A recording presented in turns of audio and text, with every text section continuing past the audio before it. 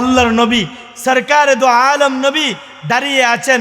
রসুলের পাশেই এক ছোট্ট রসুলের আশেক, রসুলের এক ছোট্ট সাহাবি, যার নাম তলহা ইবনে বারাহ, যার নাম তলহা ইবনে বারাহ। সেই ছোট্ট সাহাবি রসুলকে সম্বোধন করে ডাক দেয়া কয়, ইয়া রাসূলুল্লাহ, ইয়া হাবিবাল্লাহ, ইন্নী লা ইউহিব্বুকা। নবী আমার এই কথা শুনে অবাক হয়ে গেলেন। রসুলকে বলতেছেন, ইয়া রাসূলুল্লাহ, আল্লাহর জন্য আপনাকে ভালোবাসি। নবী অবাক হয়ে গেলেন, আরে বলে কি, এই ছোট্ট মানুষ সে আমাকে ভালোবাসে। রসুল এই ভালোবাসাটাকে একটু পরীক্ষা করার জন্যে, বলল, যাও তুমি গিয়ে তোমার আব্বার কল্লাটা একটু কেটে নিয়ে আসো, একটা তরবারি নিয়ে যাও, তোমার আব্বার কল্লাটা কেটে নিয়ে আসো। ওই সাহাবি তরবারি নিয়ে দৌড় দিছে। আল্লাহর নবী সরকারে দো আলম নবী পিছনে পিছনে আরেকজন সাহাবি পাঠাইয়া দিচ্ছেন, যাও ওই তলহা যদি বাবের কল্লার কাছাকাছি যায়, ধরে নিয়ে আসবা। কারণ কল্লা কাটা বা একজনেরকে হত্যা করা বা বাবার কল্লা আলাদা করা, এটা কি রসুলের শিক্ষা? না। আল্লাহর নবী এক সাহাবি পিছনে পাঠাইয়া দিচ্ছেন। তলহা ইবনে বারাহ রাদিয়াল্লাহু তাআলা আনহু এক দৌড়তে আরম্ভ করলো। আল্লাহর নবী সরকারে দো আলম নবী পিছনে পিছনে আরেক সাহাবি পাঠাইয়া দিলেন।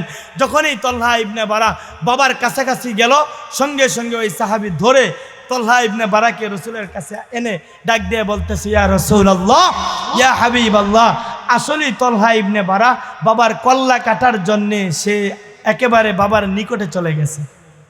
আরো জোরে বলেন না সুবহানাল্লাহ। তলহা ইবনে বারাহ বাবার কল্লা কাটার জন্যে বাবার একেবারে নিকটে চলে গেছে। আল্লাহর নবী সরকারে দো আলম নবী ডাক দিয়ে বললেন, হ্যাঁ তলহা, অবশ্যই তুমি আমাকে ভালোবাসো। শুনে রাখো তলহা, তুমি যেরকমভাবে আমাকে ভালোবাসো, আমি নবীও তোমাকে ভালোবাসি। আরো জোরে বলেন না সুবহানাল্লাহ। এবার তলহা ইবনে বারাহ এই কথা শোনার পরে তার দিলের মধ্যে ভালো লাগে কি লাগে না? রসুল যদি বলে আমি তোমাকে ভালোবাসি, তার জন্য আর কোনো চিন্তা আছে? তলহা ইবনে বারাহ কিছুদিন যাওয়ার পরেই অসুস্থ হয়ে গেল।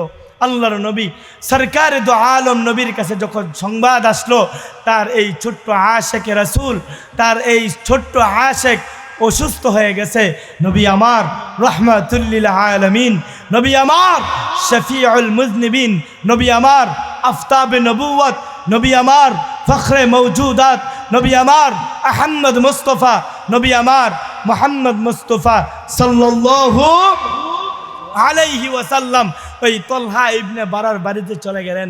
কারণ আমরা রসুলকে আর কতটুকুই বা ভালোবাসি, রাসূলুল্লাহ সাল্লাল্লাহু আলাইহি ওয়াসাল্লাম আমাদের ভালোবাসায় এখনো রওজায়ে আতহারে শুয়ে শুয়ে কান্না করতেছে। আরো জোরে বলেন না সুবহানাল্লাহ। রসুল এখনো উম্মতের মায়ায় কান্না করেন। নবী আমার যখন তলহার এই সংবাদ শুনলেন, সঙ্গে সঙ্গে তলহার বাড়িতে রসুল গিয়ে উপস্থিত।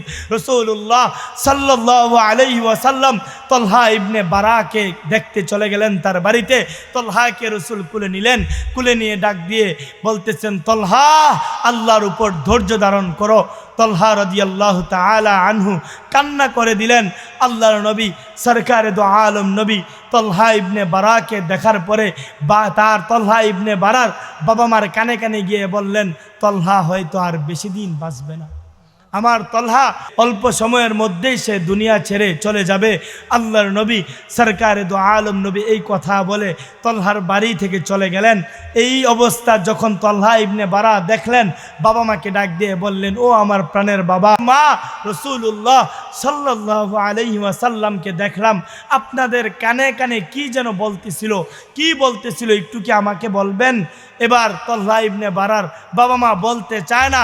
তলহা ইবনে বারা জোরাজুরি করতে আরম্ভ করলো, বাবা বলেন না, মা বলেন না, কান্নাকাটি করতে আরম্ভ করলো। বাচ্চার কান্নাকাটিতে বাবা মা বলতে বাধ্য। এক পর্যায়ে বলল যে, বাবা, ও আমার কলিজার টুকরা সন্তান, রাসূলুল্লাহ সাল্লাল্লাহু আলাইহি ওয়াসাল্লাম যাওয়ার আগে বলে গেছেন যে তুমি আর বেশি দিন দুনিয়াতে থাকবা না। তলহা ইবনে বারা রাদিয়াল্লাহু তাআলা আনহু রসুলের এই ছোট্ট আশেকের চেহারাটা মলিন হয়ে গেল।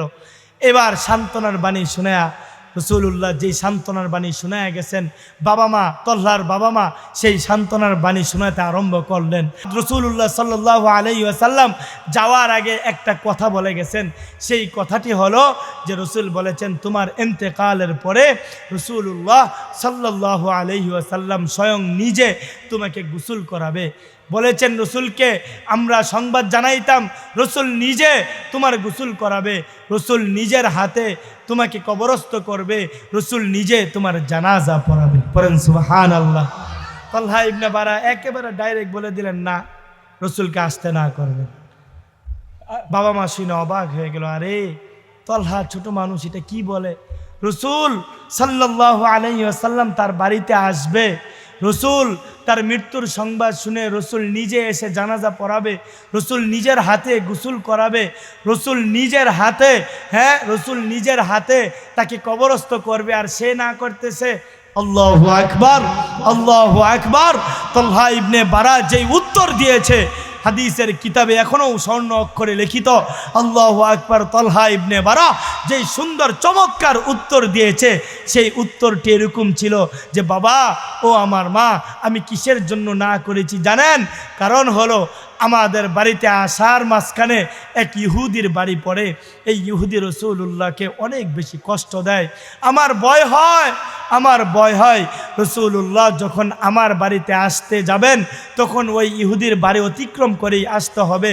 আসার পথে এই ইহুদি যদি রাসূলুল্লাহর উপর আক্রমণ করে, রসুলকে আঘাত করে, তাহলে আমি তালহা মৃত্যুবরণ করেও শান্তি পাব না।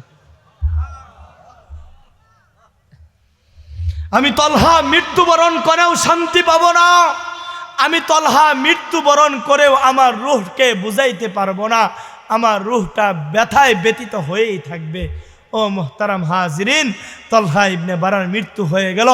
তালহা ইবনে বারার মৃত্যু হয়ে গেল। আল্লাহর নবীকে সংবাদ পৌঁছানো হলো না। দাফন কাফন শেষ। আল্লাহর নবী যখন সংবাদ পাইলেন, ডাক দিয়ে বললেন, আরে আমার তালহা আমাকে কতটাই না ভালোবাসতো। রসুল ডাক দিয়ে বললেন যে, আমার তালহা কিয়ামতের দিন আমার সাথেই থাকবে, আমার তালহা আমার সঙ্গেই জান্নাতে থাকবে। ও আমার ছোট ছোট ভাইয়েরা, রসুলের ভালোবাসার জীবনী পড়বা, রসুলের ভালোবাসার জন্যে নিজেদেরকে তৈরি করবা। ছোট থেকেই রসুলের জীবনী পড়বা, রসুলের শান পড়বা, তাহলেই তোমাদের ভালোবাসা, তোমাদের বুকগুলো রসুলের ভালোবাসায় পরিপূর্ণ হবে। রসুলকে ভালোবাসতে রাজি আছো তো? ইনশাআল্লাহ, ইনশাআল্লাহ।